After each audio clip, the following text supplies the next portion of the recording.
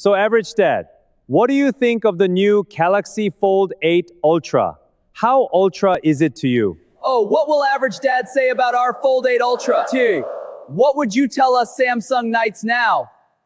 Ooh, 10 megapixel telephoto. 5,000 milliamp silicon carbon battery. An upgraded camera, a thinner design, a better crease implementation, an upgrade to the chipset. All fantastic reasons I really enjoyed the Galaxy Z Fold 7. What the fuck is this 8 Ultra all about?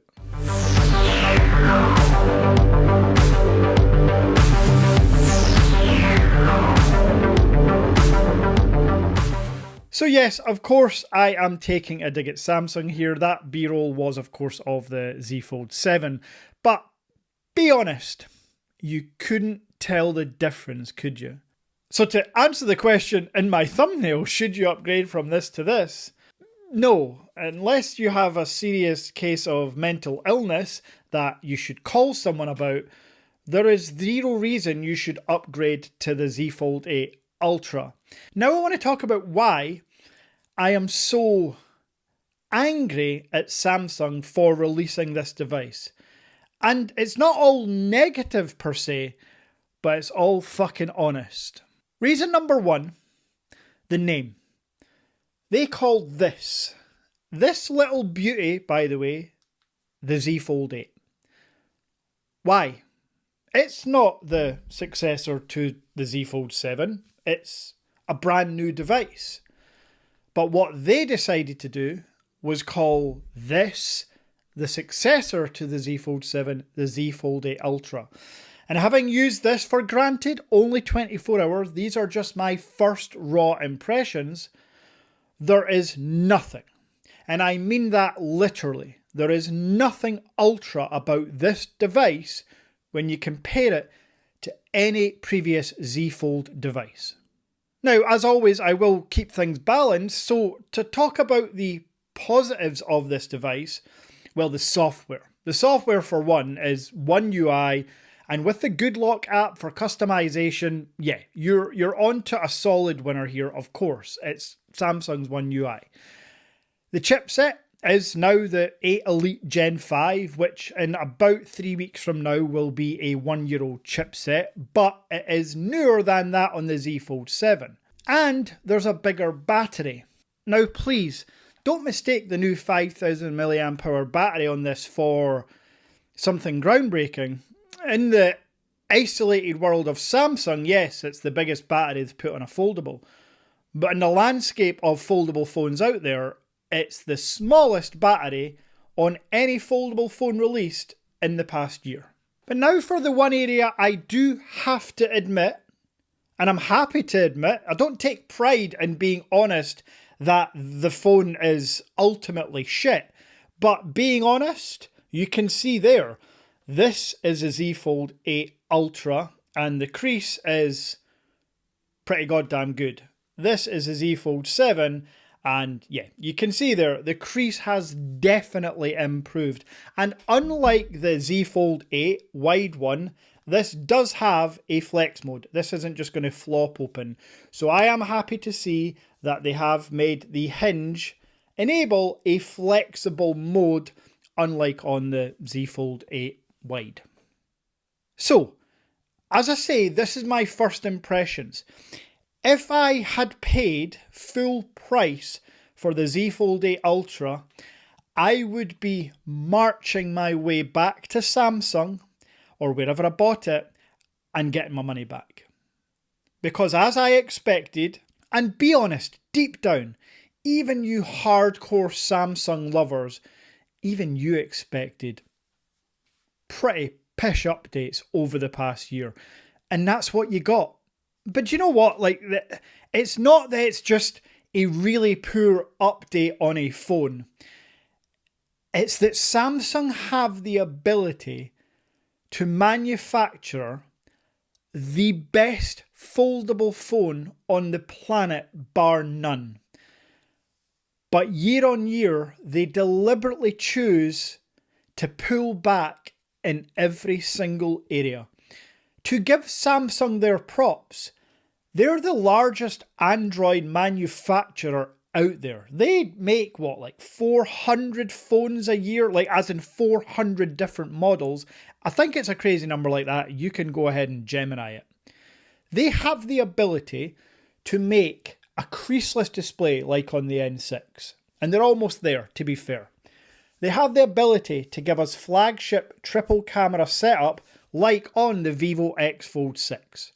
They definitely have the ability to make it a 7,000 milliamp hour cell because they're adopting silicon carbon. But if they'd done that, they know that their loyal yearly buyers wouldn't probably upgrade next year, because why would they need to? And that is the biggest scandal of it all. This isn't to get clicks. This isn't to sensationalize anything. This is just the God's honest truth. Samsung deliberately, like Apple, choose not to give us the best specs out there. And I've been thinking about this for a long time. Why are they so fucking popular? Why are they number one when everybody knows, even Samsung sheep with Samsung right up their arse, even they know it's just not good enough?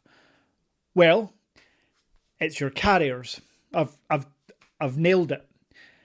Most of you watching don't have the ability or luxury to go buy a phone outright with a SIM-free gig and just pop your SIM card in any phone. And I get it. I'm not shaming anyone for that. Contract phones are just easier in terms of paying them off monthly for 12 months, 24 months, 36 months, however long it takes. The issue is, your carrier, whether you're in the UK, Europe, or the US, they're only really going to stock Apple, Samsung, or Google. Every now and then you'll get a OnePlus or an Oppo thrown in there, maybe an Honor, but it's few and far between. And the best deals will be dedicated to Apple, Samsung, and Google. So the money that Apple, Samsung, and Google put into that market, paying companies in the UK like EE, Vodafone, paying companies in the US like Verizon and T-Mobile and whoever else is over there. That's where all the money you're giving them to upgrade your phone, that's where it's been pumped into. To make sure that those carriers, in writing by the way, cannot stock other phones. So lo and behold, the Samsung Knights, the Apple fanboys every year have to justify upgrading their phone when the harsh, cold reality is you just can't afford to do anything else. And again, don't take it out of context that I'm shaming you because you don't have the money to spend $1,500 on a Vivo X Fold 6. It's not that. It's just the scandal and scam that is the mobile phone market with carriers. It is a monopoly, folks. Yes, there are 3 manufacturers involved, but it's still a monopoly against every other manufacturer. There is nothing, and I mean this so fucking genuinely. I have no skin in the game here. Yes, I sell these, but I also sell the Z Fold 8 Ultra through the Average Dad Tech Store. It's not about sales, it's about you getting the right device. There is nothing on the Samsung, other than the software, debatably, that is better than the Vivo.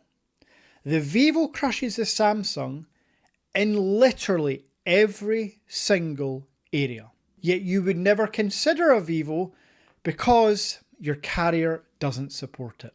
Hey folks, just want to clarify as well, while editing this video it maybe wasn't clear what I was saying or some people could misconstrue. Your carrier, whether in the UK, EU, US, supports the phone in terms of connectivity, the bands. 2026, I've not heard of one issue where a phone doesn't work on a network, even in the US. So I'm not talking about bands, I'm talking about your carrier not supporting pay monthly contract deals direct through companies like Vodafone, T-Mobile, Verizon, Sprint, etc. That's what I mean by that. Nothing to do with the network bans and connectivity. So, anyway, the steam may stop coming out my ears soon, maybe. But it's all coming from a good place. I promise you it is. I genuinely care about tech. I genuinely care about the smartphone community and for everyone to be as transparent as possible. Samsung are not being transparent. They're literally robbing you guys. They've upped the price of the Samsungs this year, yet they've taken away trade-in deals. They've taken away free gifts. So please, if you are watching this video and you have got the latest Samsung, I don't want to hear it because I just feel bad for you. No matter what you comment, I'm just going to feel bad for you because you've paid whatever the amount is, you've overpaid for an inferior device. But you same people continue to look at other phones, green with envy that your phone can't do that. And listen, I don't want to bash too much on the people because as I've said in this video, I get it. You're stuck. And that's not your fault. Genuinely not your fault. Maybe something should be done about the carriers. Maybe something should be done about the poisonous tactics that go on behind the scenes, restricting people in the US and other countries from having access to the best tech. That choice has been taken away from you, and I don't think it's right. And I ain't getting political, I never have and I never will in a YouTube video. I have my thoughts and opinions.